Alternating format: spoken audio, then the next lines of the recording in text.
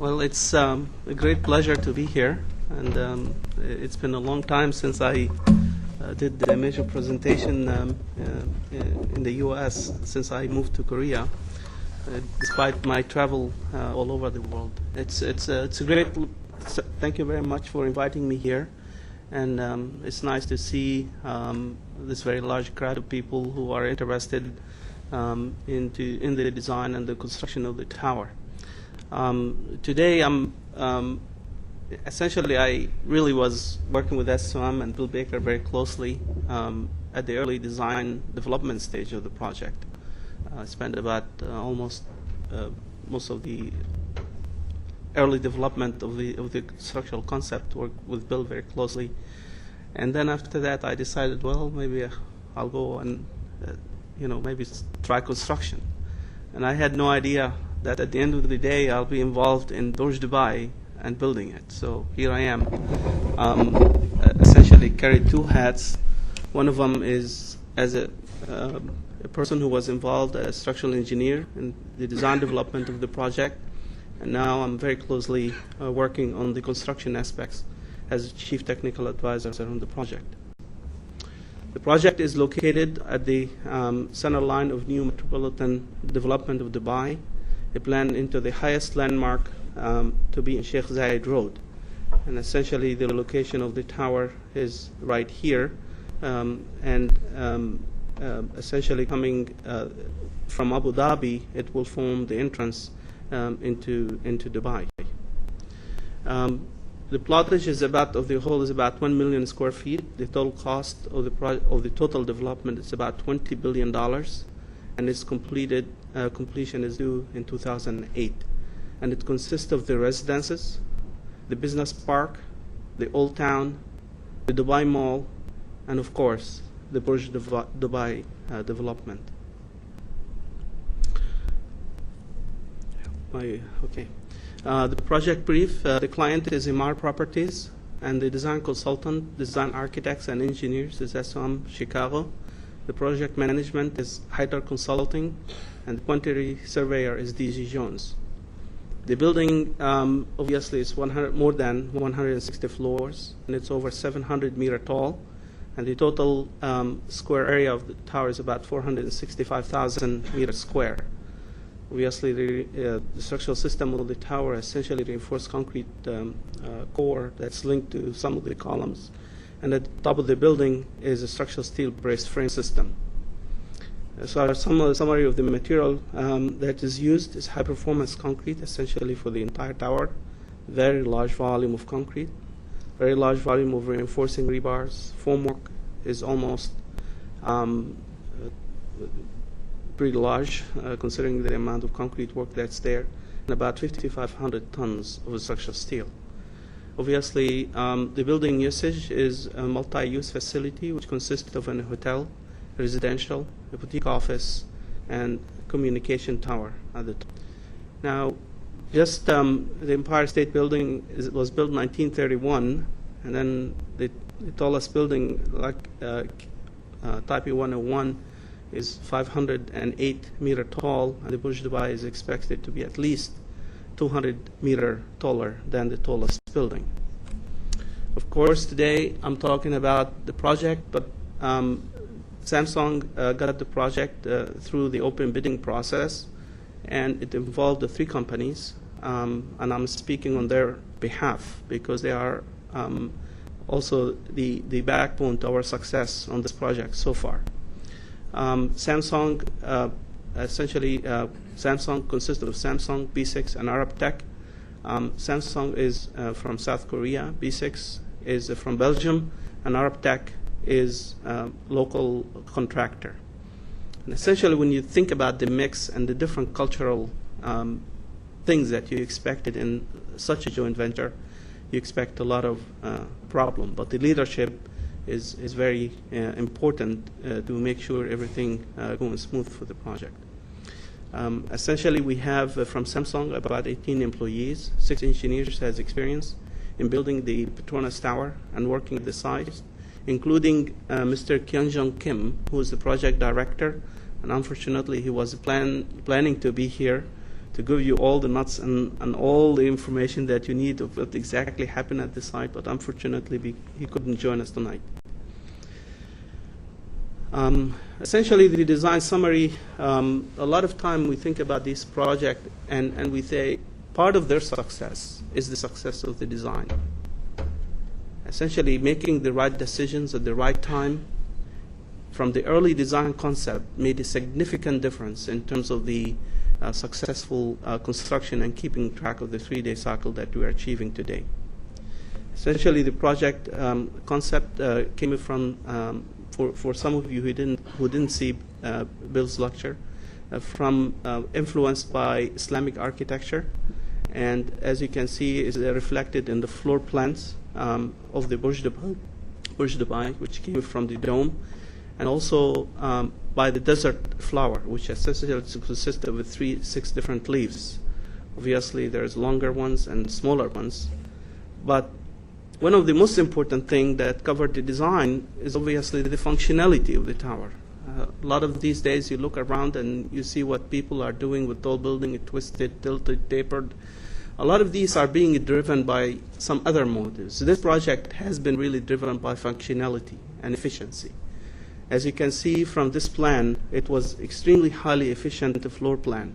And essentially, when you talk about tall towers, you think about the aspect ratio need to be very big. But for a residential tower, everybody need natural sunlight.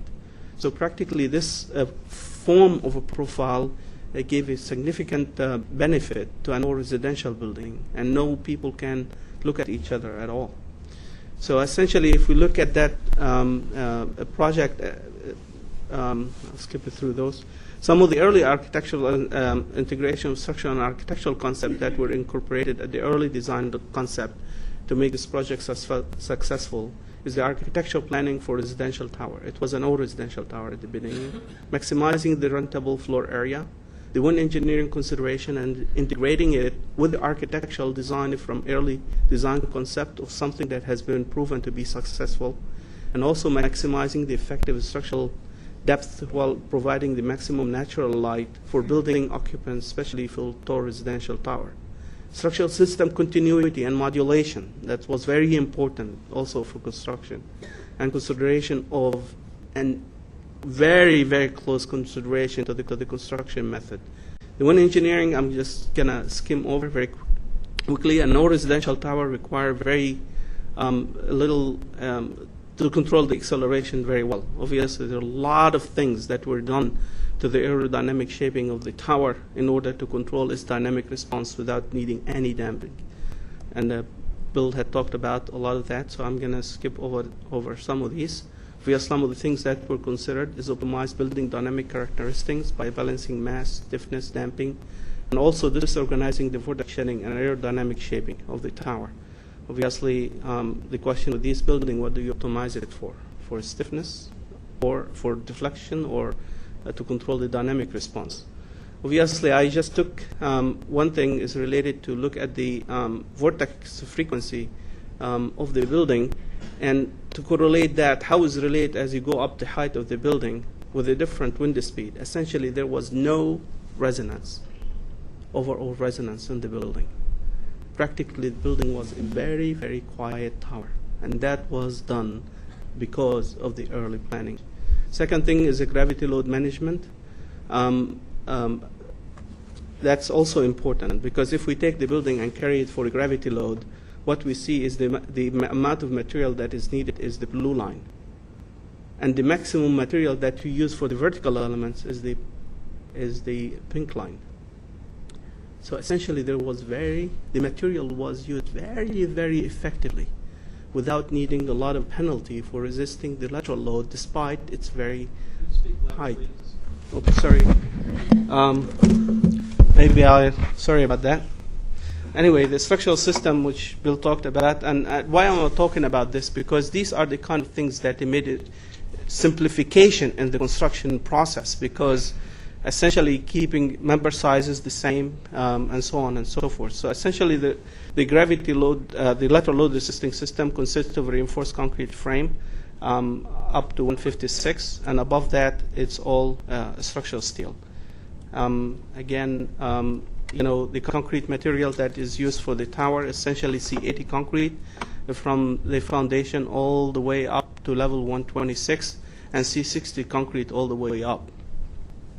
So there's a lot of demand on it.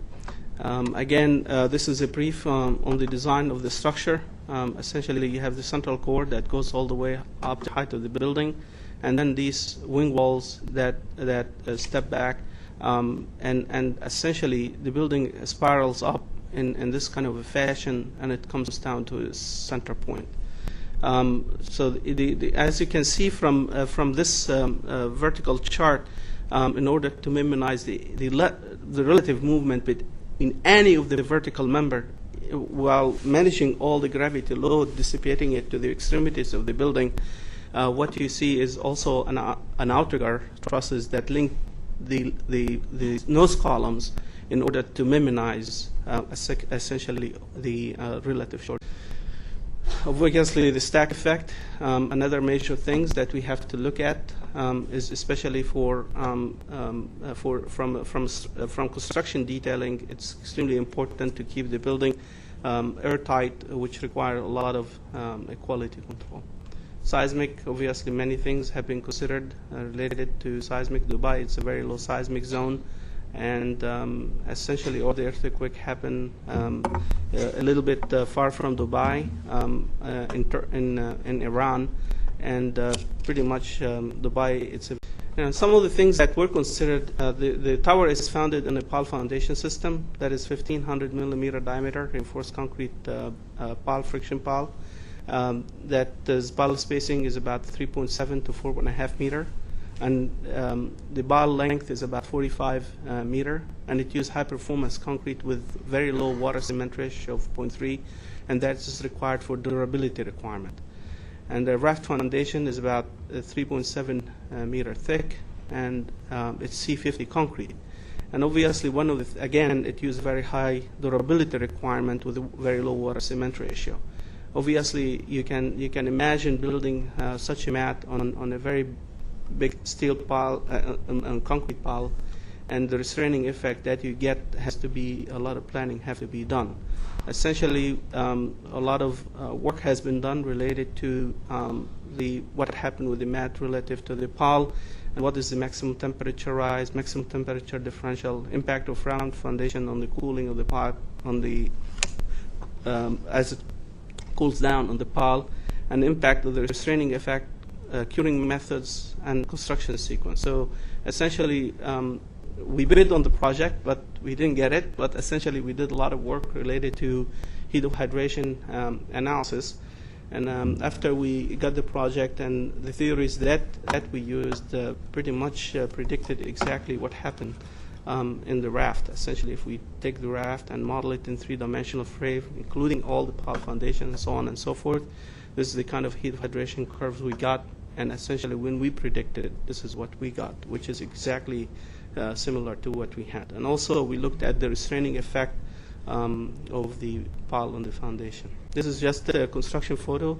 As many of you know, Dubai is a very, very high corrosive environment in which the durability of concrete and the corrosion of rebar, and even the concrete itself, is extremely very high. So we had to be careful. Almost everything has to be wrapped with waterproofing and make it. Okay, now the construction planning and method. What did we do? Obviously, first of all, let's talk about the organization of the Burj Dubai site. Obviously, the owner is Emaar, and the project manager is Turner Construction, and the main contractor is Samsung B6 Arab Tech as a joint venture partnership. Obviously, the project manager, they have their own consulting group, which consists of SOM and also the supervision consultant, Hyder, and also the quantity surveyor, and also independent material and testing and inspection agency. On the other hand, from our end, we have other contractors on the site that had worked before us, such as NASA Multiplex, who did the foundation, or the raft foundation on the tower, and cathodic protection, and so on and so forth.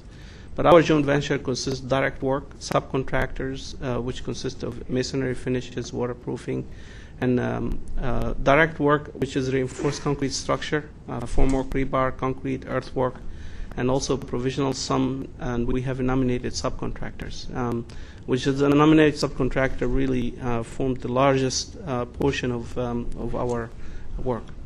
Now, in terms of the project organization or the GV board, which consists of EMO office, which is our Middle East office, and also the headquarter, B6 headquarter, Arabtech headquarter, and under that we have the project director, and we have the deputy project director that is responsible for mostly the construction of the project, which includes all disciplines. And as you can see, the staff consists of about 155 people. Samsung is 115, B6 12, Arabtech 7, and GV is about 121 that have been recruited to work with us. And essentially, Samsung's scope of work focuses on the tower planning and logistics, and also the engineering and the planning. Obviously, the MEP work, part of it by Samsung, part of it by Arabtech. Obviously, this project is about 160 floors plus spire structure and need to be completed in about 47 months. That's very, very, very aggressive and very demanding. So we need a very strategic approach to approach that. So we have a three working day cycle for the structural work, optimum transportation method with large capacity and high-speed equipment, combination of optimum formwork system for various building shape and changes. We have to develop well-organized logistics and action plans, and application of high-rise construction, all high-rise construction technology that we couldn't think of had employed, and more. Now, what are the major construction technologies that were employed in order to complete this project and to achieve a 3-day cycle? I mean, having to build this building like this is really having, you have to mechanize the entire construction process. Almost you cannot avoid any hiccups. You cannot avoid any afford any problems to occur. So practically thinking about the tower is just like trying to mold it in place, and then everything has to keep moving, just like you are in a manufacturing facility. And concrete now allow us to do that. So in order to complete one floor, ACS formwork system, auto climbing form system has been used. Up construction as much as possible. That means you will see column preceding methods, rebar prefabrication, high performance concrete planning, and also concrete pumping technologies. In terms of measure equipment, we have high performance tower crane, luffing type cranes, high-speed hoists, and also high-performance concrete pumps that can pump up to 570 meter.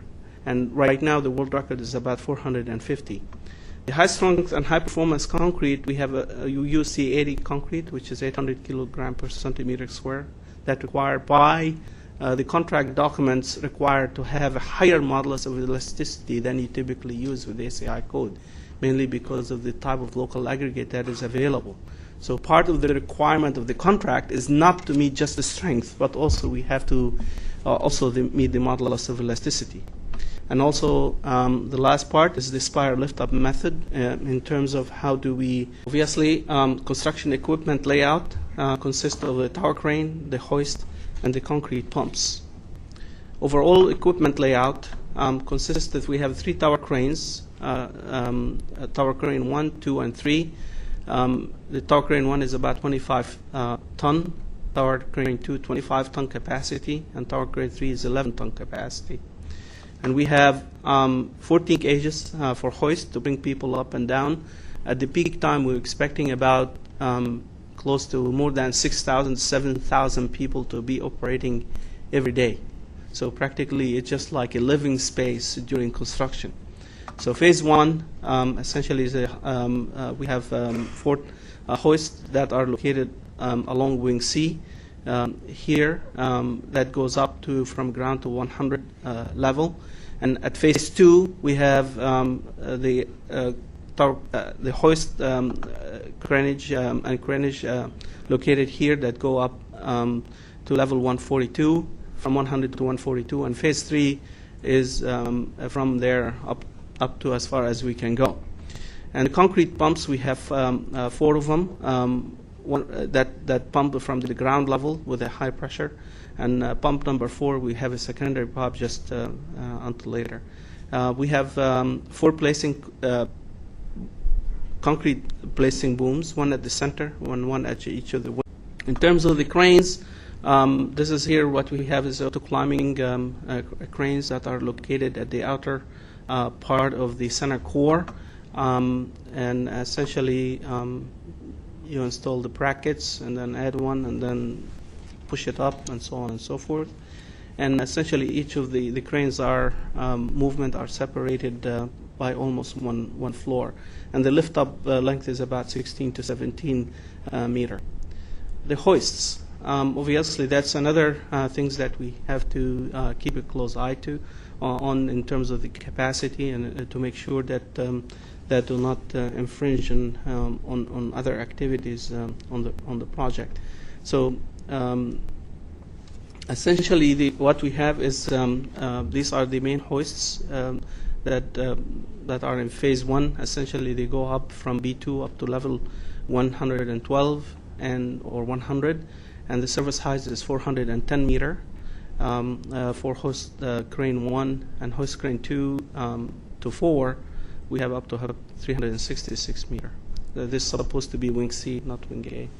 And phase 3, which is the upper level. And as you can see, there are additional hoists that will be at the top of the building that will shift from there. Obviously, we also have 2 shuttle hoists. Now, in terms of the concrete pumps, what we have is essentially the concrete pumps are located here and along wing A and at the ground level. Essentially, we have direct pumping up to 531 meter, and we're hoping that we do all the pumping all the way up, but we had an alternate plan in case we had difficulty of achieving it, that we would have to repump at level 124, and from 160 and above, we will use a hopper. In terms of the concrete pumps, they are very high capacity Putzmeister pumps. We have 2 numbers of them, and one on standby. And number 4 is a secondary pump that will be used later. Concrete placing booms, which what you see here, essentially they are, one of them is 32 meter at the center, right here, and at the wings we have a 28 meter. And the pipeline that we use is about 150 millimeter diameter pipe, 15 millimeter thick, and we have 5 lines that serves all the pump, and we have 1 backup. Essentially, as you can see, the line 1, which goes all the way from the bottom to about level 160. We're hoping we can achieve that. Line 2, it goes up to level 139. Line 3 up to 124. Line 4, which is for the west wing, which is what we call wing A, is up to level 112. But also we have a secondary pump that essentially goes all the way up that we use as a backup. So the other thing that also have to operate just like a clock also is the formwork system, the auto climbing form system. And for terminology, this is what we call is the center wing. What we use is automatic self-climbing system. Wing A, wing B, automatic self-climbing system, same. The nose columns, and then follow. This is an actual photo of construction showing the plan that we generated. It's exactly following what we expected. As you can see here also, one of the things that we were able to reduce is we building the columns ahead of the slab, and that is something helped us. This is just a typical construction sequence. We got the center core here, the wing walls over there, and then the nose area over here. So this here is a schematic diagram. So I got the section through there that shows all the activities that is going on. Obviously, we got the center core with the auto climbing form system, followed by the slab. Again, we got the auto climbing HCS formwork system for the wings, followed by the slabs, and then we have the nose columns is just a traditional type of construction. Auto climbing form system, essentially this is the photo that shows the setup at the beginning, where we had generated very high lift to save a little bit of time, in which we didn't have to do two lifts. A single lift was sufficient, in which we set up the entire formwork system. This is just another photo showing the assembly. As you can see from this picture, it looks very, very complicated.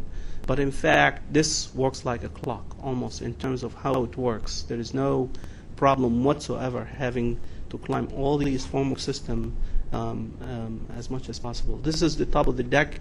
As you can see, it's kind of a construction site by itself, and all of these people move at the same. All of this equipment and everything moves, including the climbing of the pumps. It's just another photo of the slab.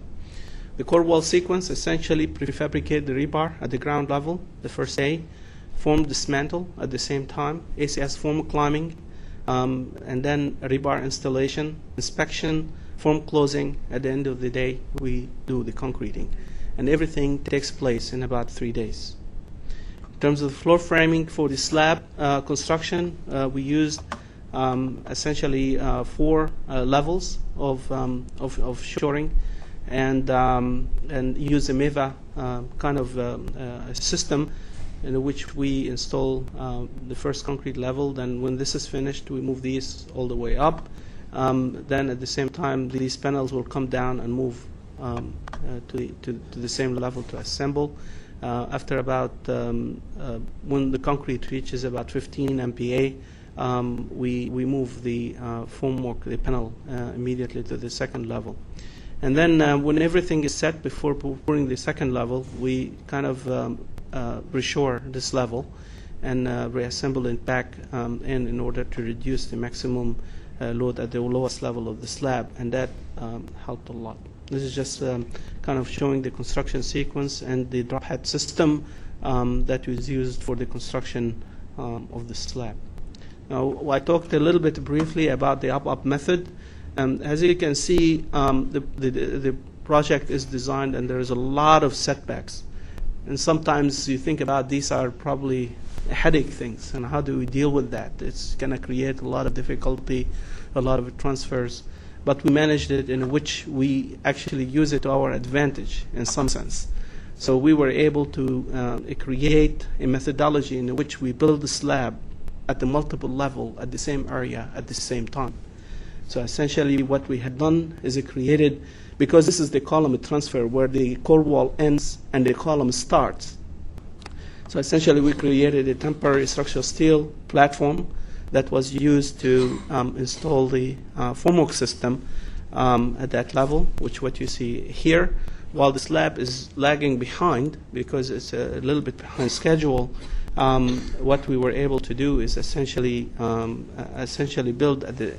use that as a platform for us to start another level. So essentially we're building nodes here, a node there, and a node there at the same time. So you end up speeding up the construction enormously. This is here in the area, at the nose area of the slab, and many of you probably had seen this.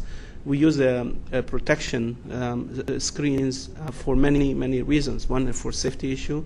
Many of you probably, if you worked in Dubai, it's a very dry climate, and the curing of the concrete has become very important. The early shrinkage and curing is very important. So essentially we use these forms in order to protect the floor that we are constructing from the wind, and that increases productivity, and essentially the safety is an excellent also.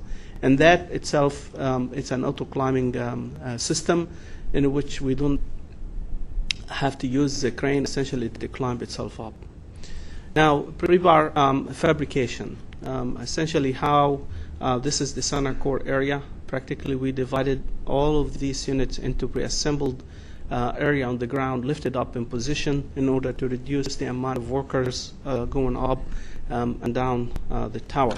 So what we have is a pre-assembly yard at the bottom of the tower, in which all these units that you see here are pre-assembled accurately, and the spacing, the ties, everything, because it's somebody is sitting on the ground and doing, and it's fabricated at the 2-story heights in order to speed our construction, and lifted in position and dropped in.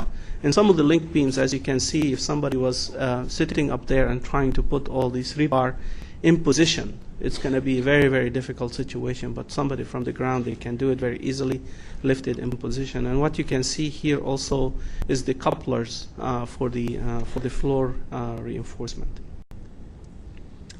The erection method, as you can see, all of these testing that had to be done in the concrete, we did not want to have any kind of controversial issue with the design team or the supervision consultant whatsoever about whether the curing, the shoring, whatever. We did the full-scale, even mock-up on a typical slab to simulate the construction sequence of the slab and looking at the restraining effects of the wall and so on and so forth.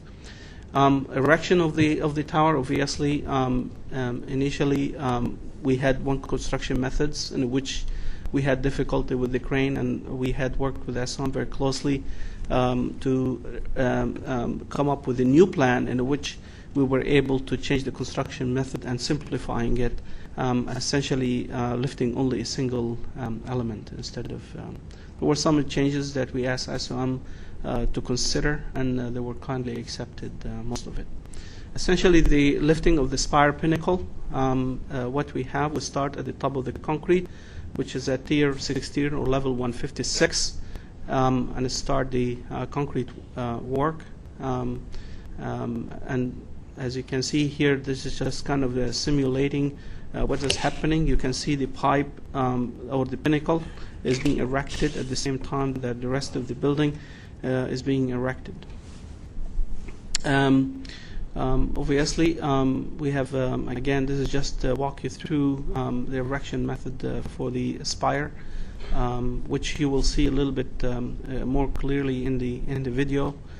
Essentially, it's a very complicated process, and the crane cannot go too far. It has to stop at some point, so everything that cannot reach has to be done from within the building itself, just like was done in many of New York projects, such as the Empire State Building and the Chrysler Building, and so on and so forth. Again, high-strength concrete, high-performance concrete is very essential part in terms of the construction planning. We spent about 2 months in Dubai at the beginning of the process, focused mostly on the concrete work. How do we get everything that we have to get? So essentially, we mix design for high strength. It has to satisfy the mechanical properties such as the compressive strength and modulus of elasticity. Mass concrete, anything that's very thick, could generate very high heat, and we have to be careful with the curing methods. So we wanted to create a mix that has generate low heat of hydration, and also we considered high volume fly ash in some areas. Achieving a very high strength in order to achieve the 3-day cycle was also very important. High pumpability, high flow concrete was also required to make sure that we can pump that height without getting any segregation problem. It was very essential, and also high durability concrete requirement is also very critical. Some of the tests that we had done before we started any construction whatsoever is a creep and shrinkage testing, evaluation for creep coefficients in order to understand exactly what the behavior of the concrete is, and what impact it has on the vertical deformation and also lateral deformation of the tower. And we conducted 2 types of tests, one done at CTL in Chicago, and the other one was done at Samsung Laboratory as a supplemental test. And the results were very close. We also did the pumping simulation test for about 600 meter, and we wanted to test all the concrete characteristics at the beginning of the pump and at the end for strength, modulus of elasticity, to make sure that there is no segregation problem. And essentially through the entire run, potentially we increased the temperature of the concrete by about 5 degrees. So we had to be careful with the initial temperature at deposit. Site mock-up test. We have very large column. It's about 2.1 meter diameter. And Dubai has, between day and night, is up to about 20 degrees centigrade temperature differential. So we had to be careful in terms of the temperature differential between inside and outside. And essentially, we did also a full mock-up test for all the column, and the pull-out test for evaluate in-situ strength and a heat evaluation test. So what you see here is the curing methods. We also tested what type of a curing method do we use. So we investigated all type of curing methods for proper curing for both vertical and horizontal members, for the walls, for the columns, for everything that we could think of, just to make sure that there is no a cracking that happened in the concrete during construction, which many projects that you will see, even in the state, is very difficult to control sometimes. And mass concrete, we have very large elements in which we did a lot of testing for that. Investigated the curing compounds for horizontal members, such as the slab and the beams. And also for the podium, we used the curing compound and water ponding as much as possible, especially in the parking garage. Hot weather concreting, we needed to do special plans, such as to control the concrete temperature, chiller plant, ice shelters, and aggregate, normal concrete mixing at about 31 degrees. Mass concrete mixing at 28 degrees for any members that's less than 1.5 meter. For members that are exceeding 1.5 meter, we had to limit the temperature at 25 degrees centigrade. And also, we tried, especially in the summertime, to do all the concreting at night when the temperature is not so high. And the quality control, we essentially had a monthly test report for raw materials, cube strength, and the quality control procedure for batching and so on and so forth. The other thing that I want to talk about is the building monitoring program and the vertical survey and measurement system. Obviously, when you think about these very tall towers, the surveyor has to put the building in position all the time. But obviously, Dubai is a little bit of a windy day, and every time he does a survey, the building is moving this way on him. Okay, and you're going at 800 meter and above, maybe 700 meter and above. I don't know, but at the end of the day, he needs to know where the center of the building is, where to build it to, at that instant of time. When the building is very short, there's no problem. There's very little movement. You can control that with the optical survey. Because as you go up, what we end up doing is, and also the visibility become very low, and in order to transfer all of these points up to get the building located accurately is very difficult. So at the end of the day, what investigated the GPS system that used as a survey from the beginning of the construction.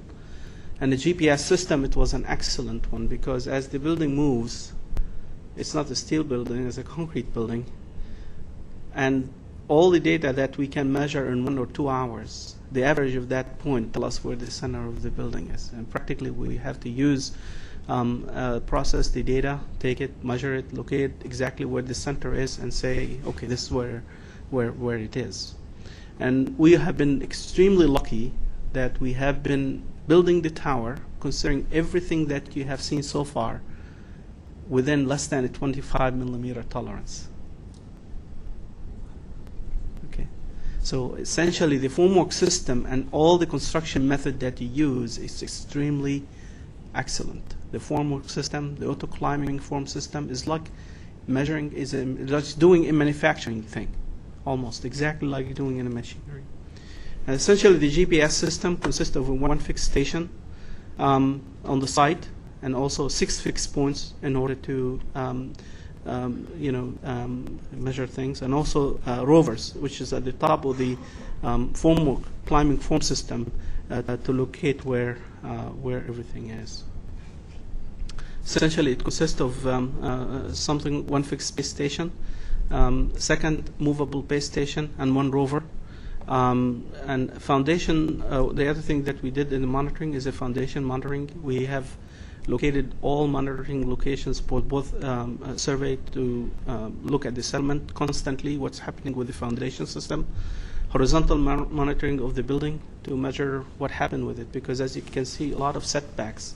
And the question, how is the building leaning with time? Also, we need to keep a track of what's happening with the building relative as we're building up, and also the vertical monitoring of the building relative to vertical shortening between the wings and the columns and so on and so forth. So essentially, we're implementing a very extensive monitoring program in which we install strain gauges at different locations. And that was very important because not only we wanted to verify the initial concept, everything is working exactly the way we're expecting. And in other words, as I showed earlier slide, the load is going to come from the top and shift to the end.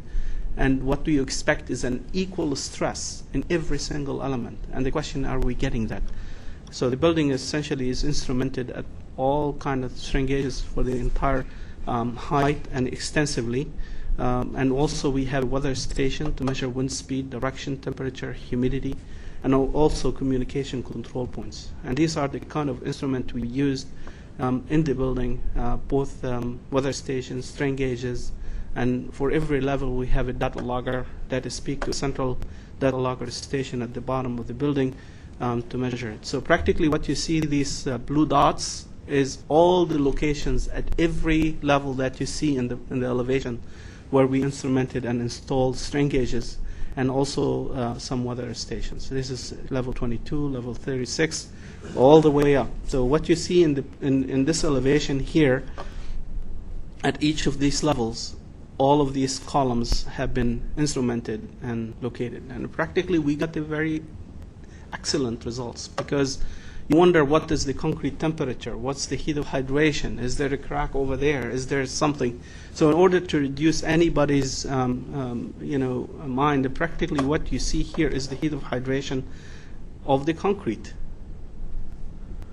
The temperature rises, and the microstrain is about 600. And then when the temperature goes down, the maximum temperature that you see in the concrete is about 50 degrees centigrade. And as it goes down, it gives us how many days it takes to come down. So essentially, we got all the essential things that we needed to do, correlate the mock-up, the actual building, to so we make sure everything is done in according to plan. This level 22, the same thing. Level 22, level 36, as you can see, essentially we're getting similar behavior. One important thing also to look at is, if we take a survey of all the points on the floor and look at how much displacement there is, essentially it's all uniform. Okay, which is there is no differential differential movement whatsoever. Obviously, I will skip through that. Obviously, 98th floor, that's the Shan Handak Center. This slide is from SOM. 102 floor surpassed the Emirates Tower. On 109th floor, Empire State Building. We already passed the Sears Tower, and as Carl had mentioned, very soon we practically will be surpassing Taipei 101. And we'll see in the spring. This is essentially the construction photos. How much time do I have? 8 minutes. Oh my God, okay. Let me go through structural work. We have a 3-day cycle. I'll skip through those just to give you, you've seen some of these things. Essentially, this is walking through some of the construction. This is the instruments for strain gauges that embedded in the concrete, auto climbing foam system, the construction sequence. Again, this is here up method that you can see with what we talked about before. This is auto climbing foam system for the screens. Now these are some of the link beams had a very high shear stresses. Essentially, they have a structural steel beam embedded in them. At the same time, initially the project had called for all reinforced concrete, but we felt if we go with all reinforced concrete at the outer guard trusses, it may delay us a little bit. So we suggested that we will use a composite system instead. And essentially this, again, the biggest issue was at the joint and how everything come together. By using structural steel, it helped us simplify the time. As you can see from this outrigger level, the amount of steel that is required and the anchoring zone that we have here. Everything pre-assembled on the ground very easily, lifted up in position, placed in the concrete wall. As you can see, everything is very clear, put in position, and goes ahead. Just some quick construction photos, monthly photos on the progress of the work. I think they may pass through very quickly. And then I have a quick short video. Do I have time for that? Okay. I think after this, probably I'll show you a quick video that summarizes probably the construction, also to reinforce some of the things that I talked about earlier. This is here, as you can see, it's just like every time I think about it, it's just like having put a machine together to put this tower together to keep it on track. And I think related to Burj Dubai construction. So I think I'll. With the tallest building in the world. Can you hear?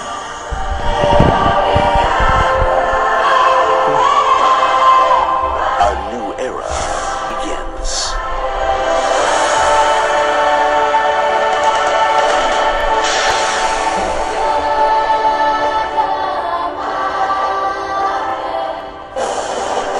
The Empire State Building, Sears Tower, KLCC, TFC 101, and the Burj Dubai Tower. In Dubai, the Middle East economic, financial, and logistics hub, the world's tallest high-rise building, featuring the finest hotel, residential, and high-tech office facilities, is rising to a new unprecedented world record height.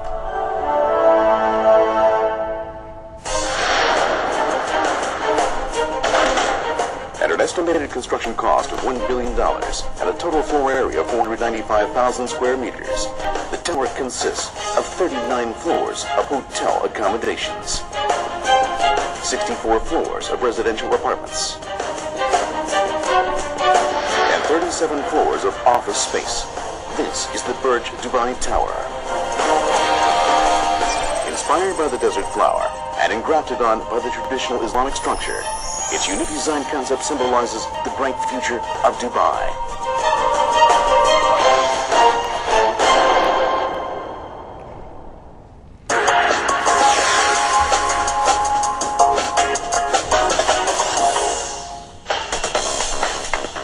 The 500,000-ton tower will be built on a 3.7-meter thick raft foundation with 192 1.5-meter diameter board piles extending 15 meters below the raft.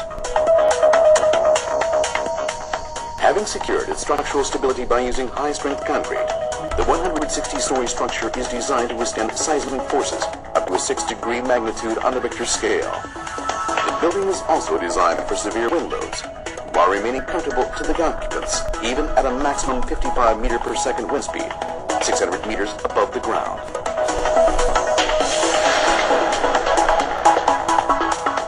Every 30 floors, 4 refuge shelters are provided for emergencies such as fires or terrorist assaults.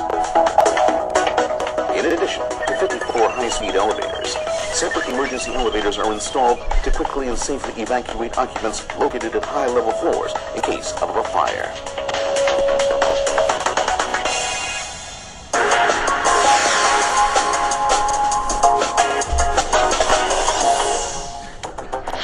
During construction, even a small movement or any change in load distribution of the building is closely monitored in real time through the use of more than 700 sensors embedded in the structure of the building. In preparation of the building's height, shortening of about 65 centimeters due to its weight of 500,000 tons, each floor is constructed on an average height of 4 millimeters higher than the design floor height. To monitor and verify the building's verticality and lateral movement, a new surveying method utilizing the global positioning system based on satellite coordinates is being adopted.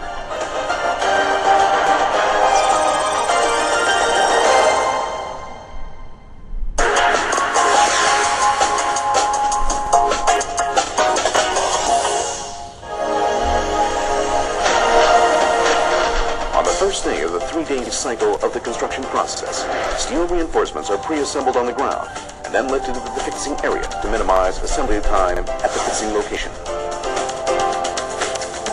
On the second day, the forms are set in position after installing the door openings and steel embeds.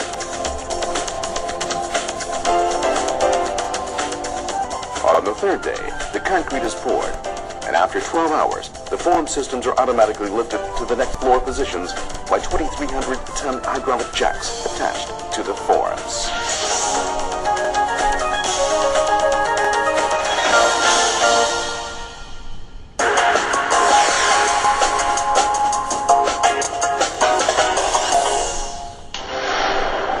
For the main tower, 3 lifting tower cranes are installed for lifting large quantities of material quickly. 4 concrete placing booms for casting concrete more efficiently. 14 high-speed temporary hoists for transporting manpower and materials. And 3 high-pressure pumps for pumping concrete up to the highest floors are used.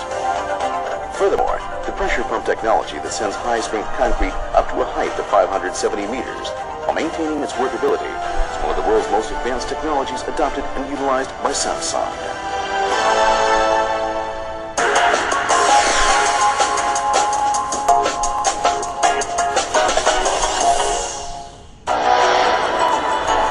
The tower with a spire structure brings the tower to the highest structure in the world. First, the outer part of the structure is constructed, and then blocks of the pinnacle pipe are assembled within the building. Then, a lift-up method with hydraulic jacks and steel strands will be employed to push the spire pipe up to its final position.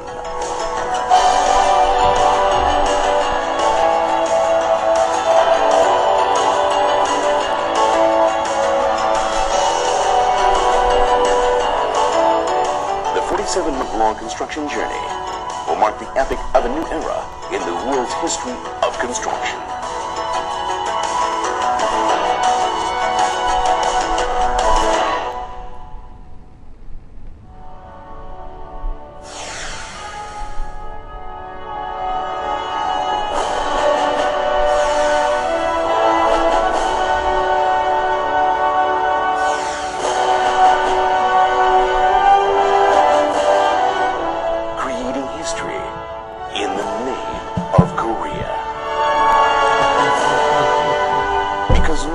Ever done it before, because no one believed it was possible.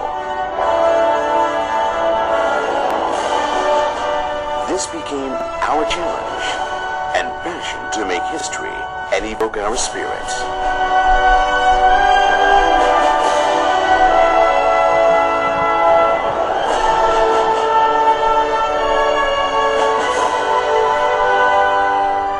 At the height of the world, at the top of the Burj Dubai Tower, we see a brighter future. We can feel a new history being created by Samsung.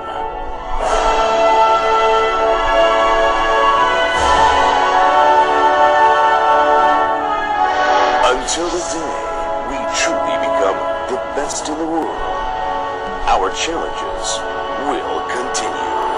An important And it building makes and clear, event you've made in- clear that they should be. Yeah, of course. Hi.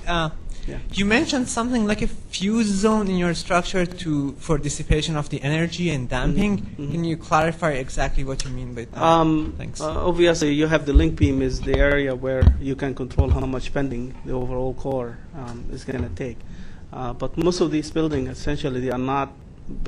Bill is here, can answer that too. But essentially, these buildings are not necessarily controlled by tall buildings, by local effects. They are mostly controlled by the overall displacement of the tower, and this is how they dissipate their energy. So essentially, the link beams are the locations where the fuses essentially are. In other words, the ductility of the link beams, if you can limit how much force that these beams can take, essentially you can control the overall bending and the shear of the building. Yeah. But Bill, you want to add something to that? Yeah. Okay. Yeah. From a purely engineering point of view, given all the restraints that you mentioned, the hydrolysis analysis, the most dramatic seems to me the wind vibration, the higher, the more difficult to control. Are there any conceivably limit as to the height? In other words, today you got 160 floors. There are places where they consider 200 floors, or could it be possibly 300 or 1,000 floors? Is there possibly, engineering point of view, a absolute ceiling? Of course, I mean, structurally we can do anything, you know, as long as you have the cost, right? As long as you can limit the foundation pressure and how much you can limit it. Practically, this building, if you look at the foundation pressure, is not any different from any building that you have in terms of pressure. So the base, the aspect ratio become extremely important. But obviously there are other things that become more critical, such as the elevating system. Are people comfortable going up and down? And well, essentially, I mean, you can manage. Obviously, there are construction technologies. There are limits to the material. For example, if you take Burj Dubai and you look in how the system is managed from a structural engineering standpoint, you get some of the elements are the same size from bottom all the way to the top. So gravity management and how you do that become extremely important. I mean, from a construction standpoint, it's just fantastic. If I can take the same formwork and carry it all the way up without changing its width or length, and by just managing, by just adding more elements and managing load to it, it's like building a pyramid. You know, you keep going out. You know, and but obviously there are environmental issues that has to be looked at and see, you know, from design to design. You know, like this building, it happened to be an excellent, and from an environmental standpoint, because it doesn't, the depth, the natural light, everything is provided. Other buildings, they don't have that luxury of get a lot of natural light. So it depends on the planning of a particular building. But essentially, I think you can go higher, much higher than that. Yeah. Please. Yeah. Can you comment on GPS system in which you have fixed points 1, 2, and 3? Can you ask the question again, please? Can you comment on the GPS system, okay, in which you have fixed points 1, 2, and 3? 1 and 2. Yeah. Fixed points. Yeah, yeah. You have fixed points. Yeah, yeah. Obviously, we have the rover is moving, right? So when the GPS is getting the XYZ of each point, right? And then at the same time, you have to have fixed positions that are not moving. And the difference, you can calculate exactly what that is between the two, because you're getting simultaneously the position of the tower, you're getting simultaneously the position of a fixed position, and you have 6 others just for quality control and checking, just to make sure that we are not only depending on one location. In case something happened, something moved, we have other points to look at for consistency.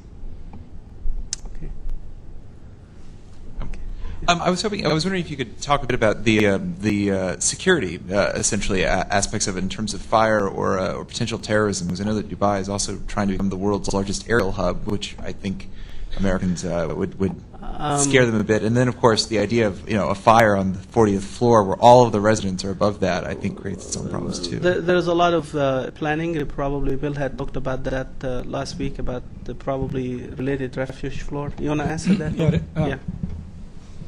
Basically, there's a refuge floor at maybe every 30 floors, or there's about, all the stairs are concrete encased all the way out. So And where the wing sets back and the stair exit has to move back into the building a little bit because the wings is where you have to transfer from one stair to the next, and you create a refuge floor there.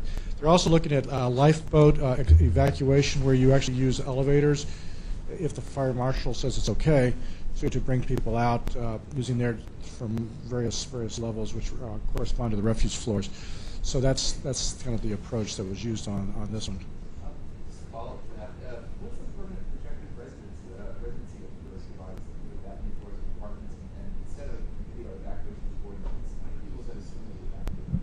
Well, I can't remember. The question was how many people are in the tower for evacuation, and I don't really remember. It's it's primarily residential, so the numbers you use for evacuation calculations are a lot more people than are probably actually in the tower, just because of the code requirements on it. But to be honest, I can't call a number to mind. Obviously, there's a lot of refuge area where you can protect the people and hold them until you're ready. It's not like everybody is going to leave at the same time. And as you can see, also the structural system itself is very, very redundant system. So potentially there's a lot of loader distribution into, but that can be. Hi. Oh, sorry. Thanks. Thank you for your presentation. I'm not in this industry, but I'm going to go there in about 2 or 3 weeks, so I was curious about anything about this town before I get there, so I know what to expect. Question for you. I thought I saw conflicting information. Is the budget for this building $1 billion or $20 billion? And the second question is, can you go into some of the background of the Emaar company, the ownership? So the price differential and the budget, and then I mean the first number, 20 billion, is the entire development that you saw: the residence, the townhouse, Burj Dubai, the Dubai Mall, and all of the other adjacent facility over the entire area. The tower itself is 1 billion, so it's only 1/20 of the total cost of the development, the entire development. And then the Emaar well, company? Emaar is really a public company, essentially, and it's backed by the government a little bit. And they do a lot of, it's one of the biggest developer in the world, especially related to large mass developments.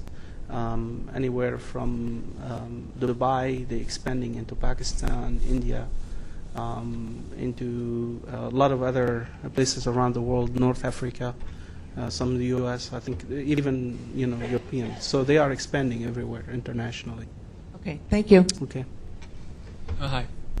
I was wondering, what's the reason for switching from concrete system to a steel system, and why at that level that you chose? Can I answer? Okay. Bill can answer, but essentially, if you look at the setback of the building, it's a construction. I mean, the climbing foam system works fantastic up to a certain level.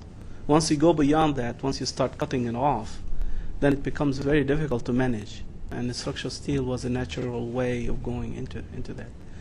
Bill, you have to add? Yeah. Basically, the building keeps getting smaller and smaller, and eventually it got so small that it didn't fit within the standard formwork. And so when you're doing things that are non-typical, it's easier to do that in steel. But you have something that's quite repetitive, and it's easier to do it in concrete. And so at a certain level, it got within what we call the axle or the hub, and it was setting back into the hub. And so the concrete approach didn't seem reasonable anymore from a construction point of view. Did they have any structural differences as far as performance? Or no, it was just a standard. They had to transition from the steel to the concrete, so you had the details, and Samsung and SOM went back and forth several times on how to do it, and I think we're still talking a little bit, but yeah. But yeah, it was pretty standard approach how you would do it. I mean, it happens here in New York, where up at Columbus Circle, where you have a steel building below and a concrete building above, at the Time Warner building. So I mean, it's there's methodologies to deal with these transitions. Thank you. Plus the fact, as Bill mentioned, I mean, you get so many variation. It's very difficult to do it with any kind of formwork system without losing a lot of time. Floor-to-floor heights are very high, very difficult to do in concrete. So you just steel is a natural. Thank you, Ahmad, for the wonderful presentation. I have a question. One is, because I missed the last seminar, I wonder what was the estimated the peak acceleration at the top occupied floor. And second, and then the Samsung will instrument the real time acceleration on that at the most top floor. Okay. Second question is just I think I experienced on the John Hancock in elevator, because the reason due to the fact this building is so high rise, 700-meter tall. How long take to get the in a high floor, and then do we anyone consider some environment or some phenomenon to the person ear pressure difference? Because I experienced some ear pressure difference while you're moving that so fast. Yeah. Well, to answer the first question, probably Bill has the up-to-date acceleration, but I think it's within less than 15 millig's, right? If it's 20 millig's, about 20 millig's. Yeah, the peak for the residential is around 7 millig's, and the peak for the office and I think above the office is it's in the low 20s. As far as accelerations, and that's with just inherent damping without adding any devices. It's just the wind was so disorganized that we didn't get large accelerations. And I don't remember the other questions. But you okay, the second question, I think. So you're going to instrument like all acceleration in terms of at some point, life. I'm sure we will definitely have a real-time monitoring program instrumented at some point. That's for sure. The whole the building lifetime? Yeah, why not? I think because with the present technologies that we have, almost you can put something in the building and you can get to the data anywhere in the world, as long as you have things are pretty much set up and all the routines are in the computer. Once you get the data, automatically you can process it and feed back the information. I think that's a real thing. In terms of the elevator, obviously going up, usually the pressure goes down, so it's not a problem. So there is the elevator speed is about 600 meters per minute, so practically you can reach to the top very quickly. But coming down, usually in a very tall buildings, you have to be careful. There are two things. One, you have to slow down because of the pressure sometimes. So as it goes up, much be faster, but going down, maybe it has to be slowed down. The other thing is relative to, as most of us know, relative to the wind. If the wind is too high, then you have to be careful. There's the elevator themselves have their own system. After a certain movement and a certain level, they can slow down the elevator in there. Thank you. Okay. Yeah. One more question. Okay. Just a quick question. This is probably the largest construction site, if not one of the largest ones in the world right now. I'm just wondering what kind of a safety record has there been and what kind of safety considerations were taken into account before the project even started going under construction? Well, obviously, safety was one of the most important things that we considered, including quality control. And we tried everything we can to make sure that the workers are always safe. There's, as you can see, a lot of the extra costs that we have to incorporate in closing the building during construction for the worker to protect them against safety is one of our utmost consideration for the project. And has there been any kind of casualties at all, or has it been pretty safe overall? Well, obviously, any site there are accidents, that happen, So. Thanks. Okay. So we invite you to come to the reception, which is just outside here, and continue to ask questions. And please come back on July 18th. Well, thank you very much.